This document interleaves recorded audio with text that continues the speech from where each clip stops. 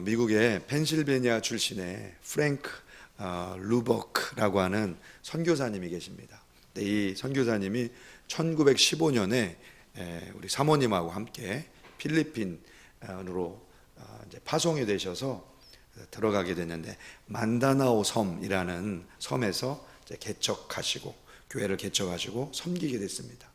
근데 얼마나 이 원주민들을 사랑으로 섬겼던지 그 원주민의 숫자가 9만 명 정도였는데, 그 9만 명의 한 절반에 가까운 숫자가 이 선교사님의 섬김과 사랑으로 글을 읽게 되고 깨우치게 되고 성경을 읽게 되는 그런 큰 변화가 나타났었다고 합니다.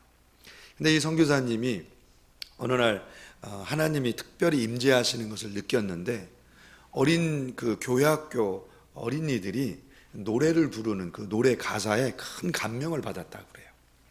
노래 가사가 이렇습니다. 제가 좀 화면에 띄워드리면 이렇게 돼 있는데요. Moment by moment I'm kept in His love. 매 순간마다 나는 하나님의 사랑 안에 갇힙니다. Moment by moment I've life from above. 매 순간마다 나는 위로부터 오는 생명을 누립니다. Looking to Jesus till glory does shine. 예수님의 영광이 빛날 때까지 바라보면서 말입니다. Moment by moment, O Lord, I am thine. 매 순간마다 오 주님, 나는 당신의 것입니다. 이제 교회학교 어린이들이 이 노래를 막 부르는데, 이 노래를 들은 이 선교사님이 이렇게 고백하시는 거예요. 내가 이 노래를 너무 좋아하는데 이 가사에 나와 있는 이 가사대로 한 번도 살아보지 못했다는 거예요. 내 소망이 있다면 이 가사처럼 살고 싶다, 이렇게 고백을 하셨어요.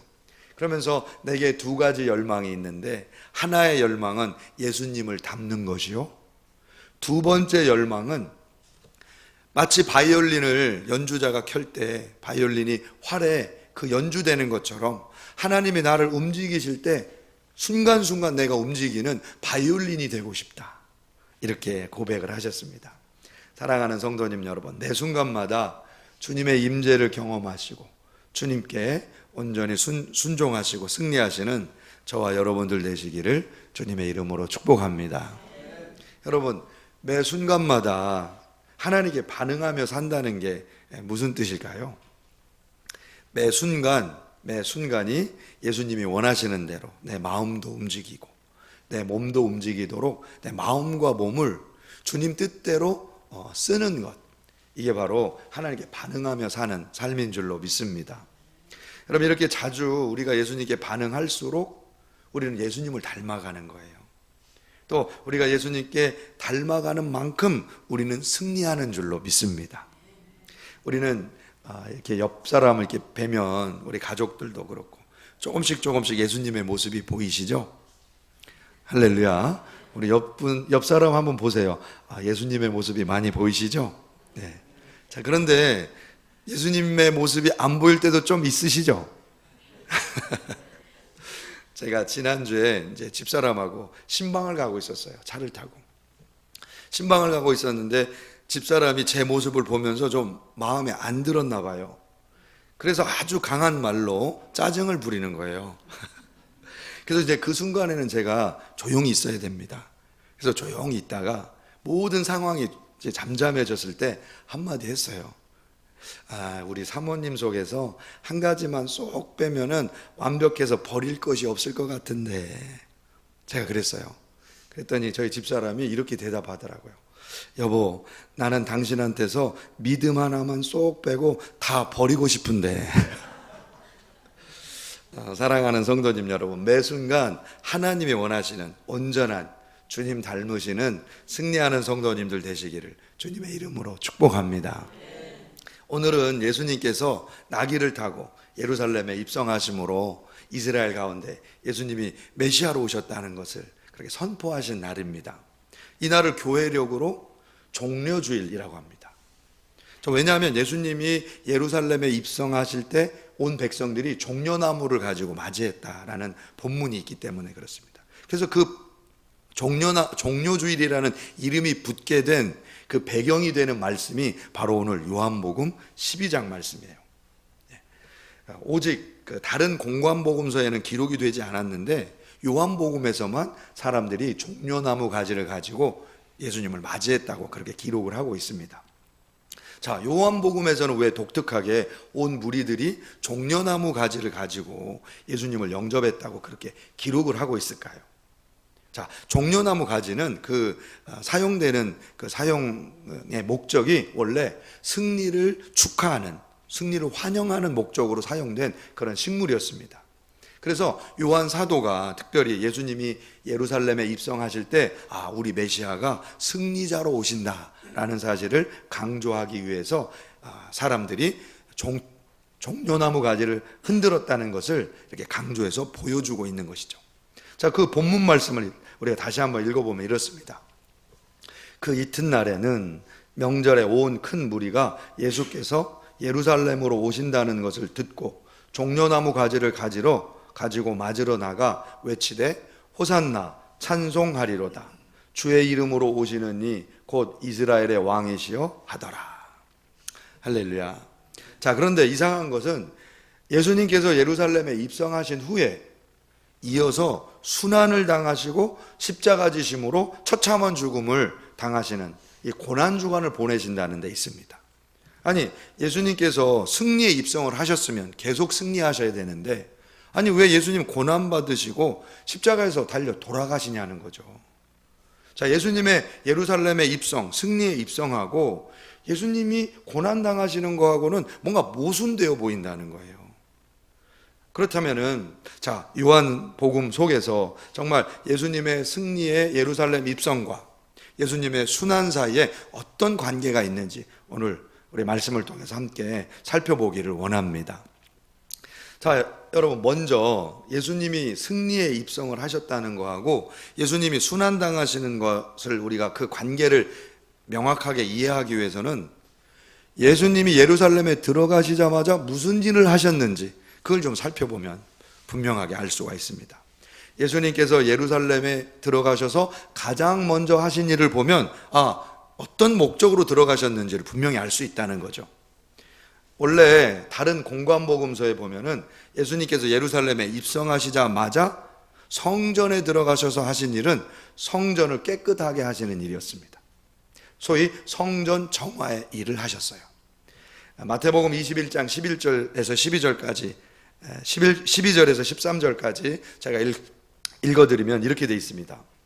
예수께서 성전에 들어가사 성전 안에서 매매하는 모든 사람들을 내쫓으시며 돈 바꾸는 사람들의 상과 비둘기 파는 사람들의 의자를 둘러 엎으시고 그들에게 이르시되 기록된 바 내 집은 기도하는 집이라 일컬음을 받으리라 하였거늘 너희는 강도의 소굴을 만드는도다 하시니라. 여러분, 이 장면을 읽을 때 얼마나 속이 후련한지 몰라요. 여러분, 지금까지 성전에서 부패한 그 제사장들이 하나님을 무시하고 마치 조롱하듯이 성전 재물을 사고 파는 거예요. 그리고 돈으로 흥정하면서 백성들이 가지고 온 재물은 받지 않고 자기들이 돈으로 이렇게 갈취하면서 이익을 보면서 백성들의 돈을 빼앗고 성전 제사를 막 멸시한 겁니다. 그런데 예수님이 승리자로 오셔가지고 메시아의 권위로 이들을 막 다 쫓아내고 상을 뒤집어 엎고 돈 바꾸는 사람들의 상을 엎고 의자를 엎고 이들을 다 쫓아내시는 이 장면, 하나님의 집을 모독하지 말아라. 하나님의 집은 만민이 기도하는 집이다. 이렇게 선포하시면서 이 성전을 깨끗하게 하시는 이 장면이 너무 속 시원한 거죠. 역시 승리자로 오셨구나. 이런 마음이 들기에 아주 딱 좋은 본문이에요. 자, 그런데 계속 성전이 깨끗해졌느냐? 사실 본문을 읽어보면 그 다음부터 이 일 때문에 예수님이 더 고난받으시고 이 일 때문에 예수님이 십자가에 달려 돌아가시는 그런 계기가 되는 사건이 되고 만다는 거예요. 그래서 예수님이 정말 승리자로 오셨나? 예수님이 정말 승리한 거 맞으시나?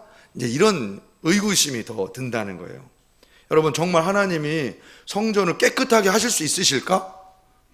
정말 우리의 제사와 예배를 온전하게 만들어 주실 수 있는 걸까? 이런 의문이 든다는 거예요. 여러분, 제가 이런 비슷한 상황을 겪은 적이 있어요.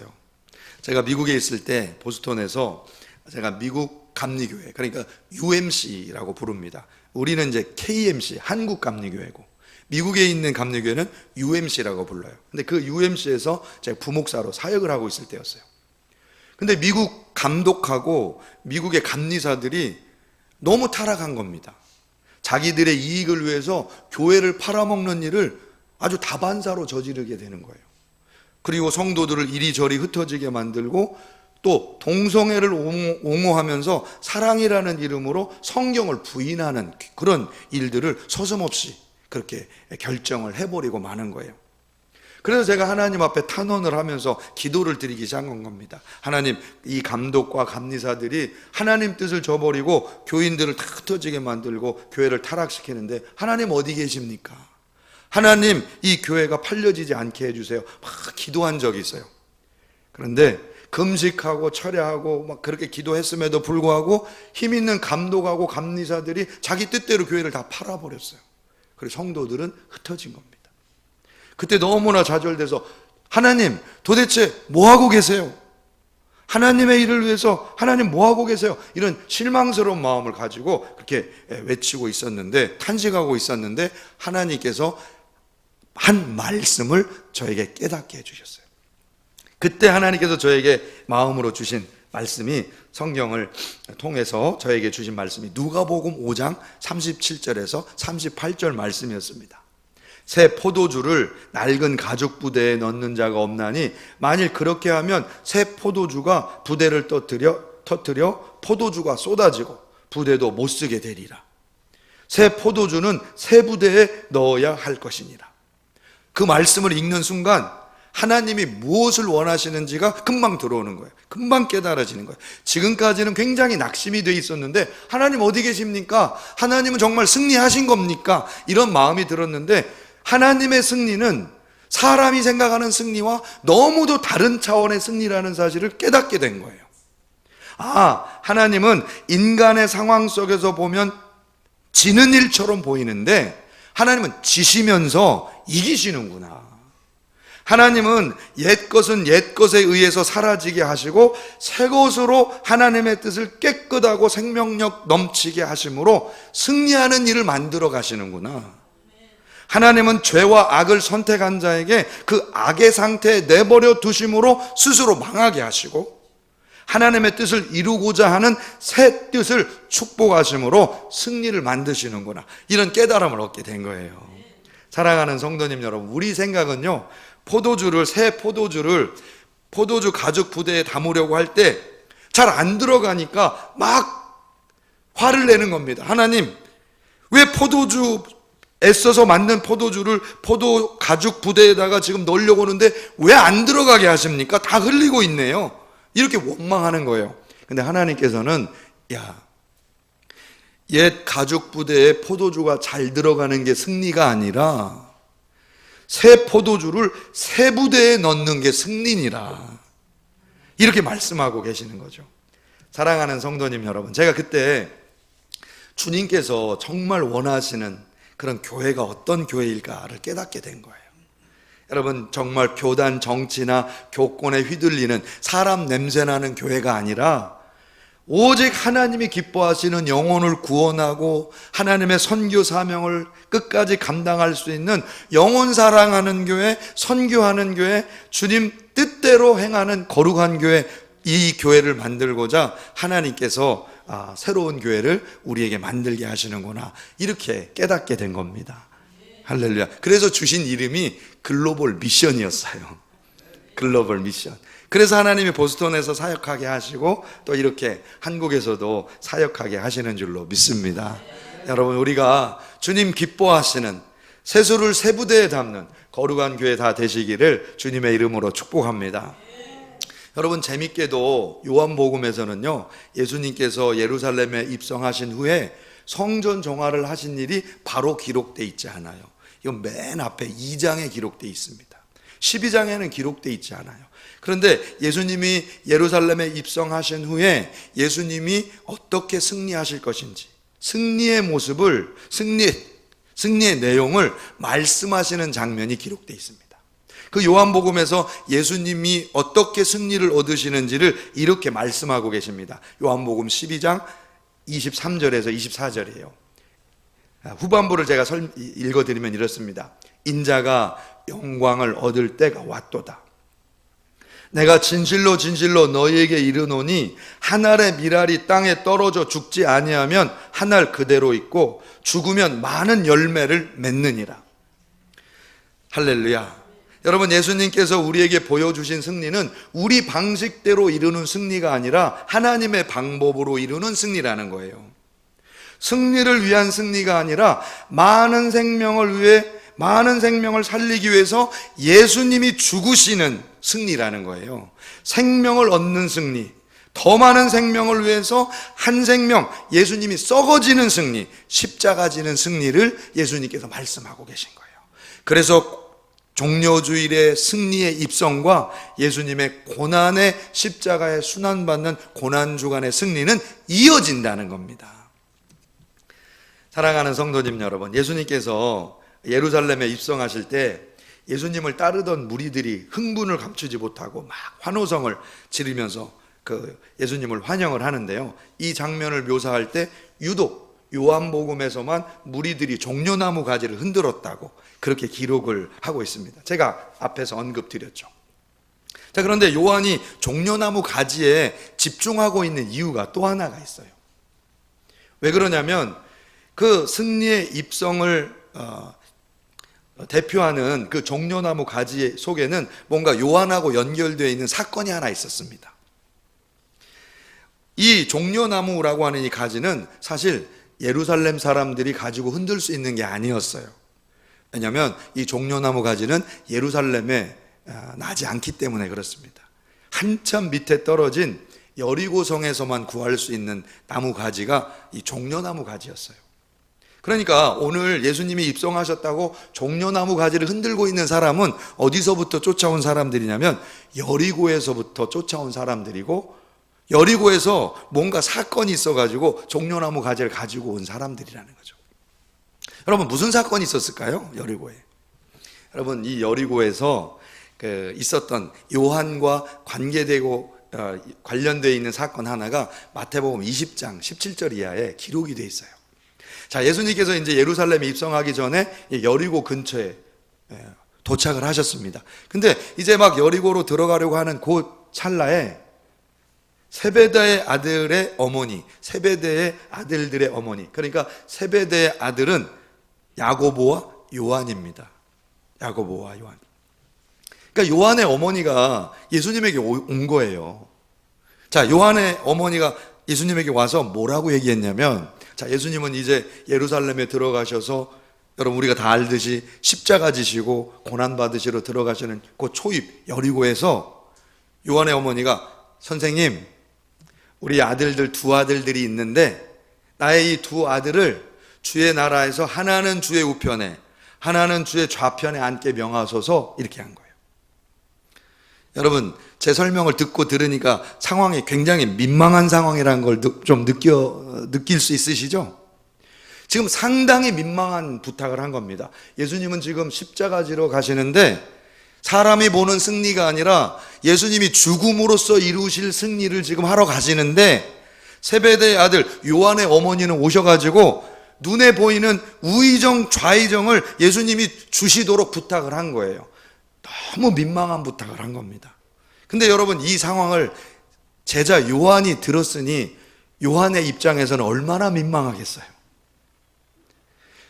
요한이 이걸 기억한 겁니다. 그 종려나무 성읍에서 사람들이 기대했던 거, 우리 어머니도 기대했던 거, 그게 뭐냐면 우리 예수님이 예루살렘에 들어가면 내가 영의정되고 좌의정되고 우의정된다.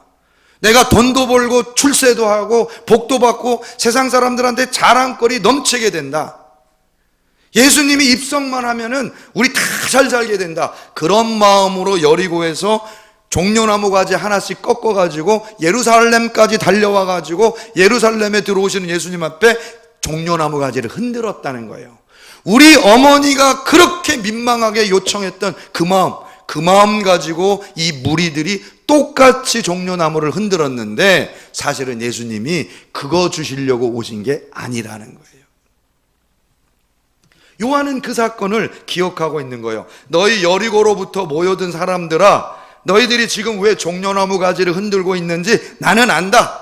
내 어머니가 그런 마음으로 예수님을 따랐기 때문이다.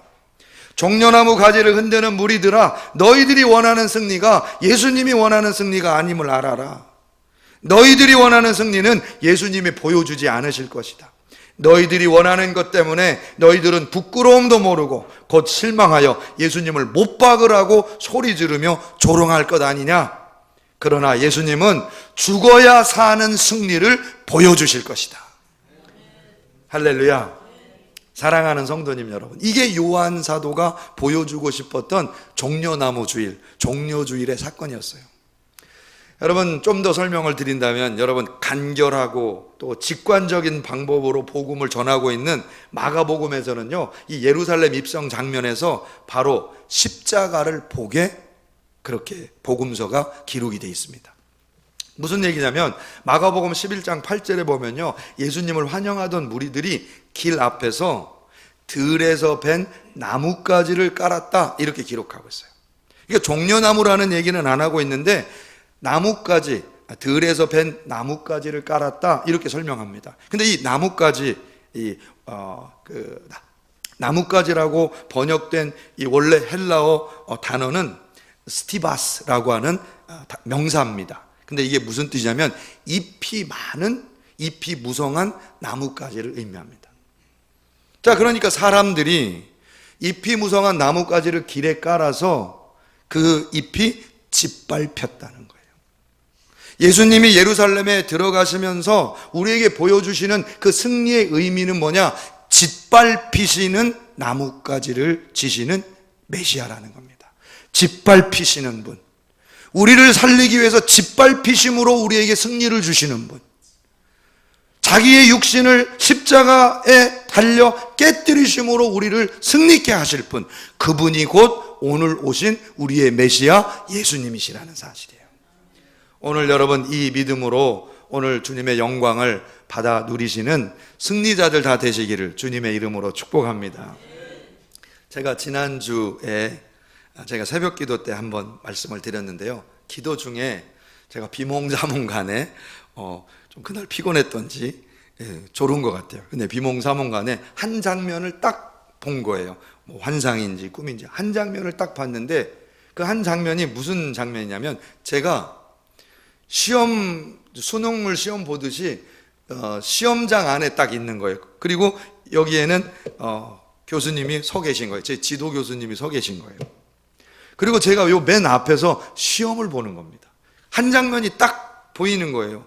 근데 그 장면 속에 제가 시험 문제를 딱 보니까 다 아는 거예요. 다 아는 거예요.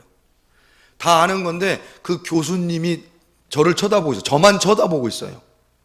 그래서 제가 답안지를 쓰려고 그러는데 다 아는 문제인 것 같은데 그 교수님이 쳐다보니까 이게 마음이 떨려가지고 이게 등에서 땀만 나지 써지지를 않는 거예요. 시간은 가고 있는데.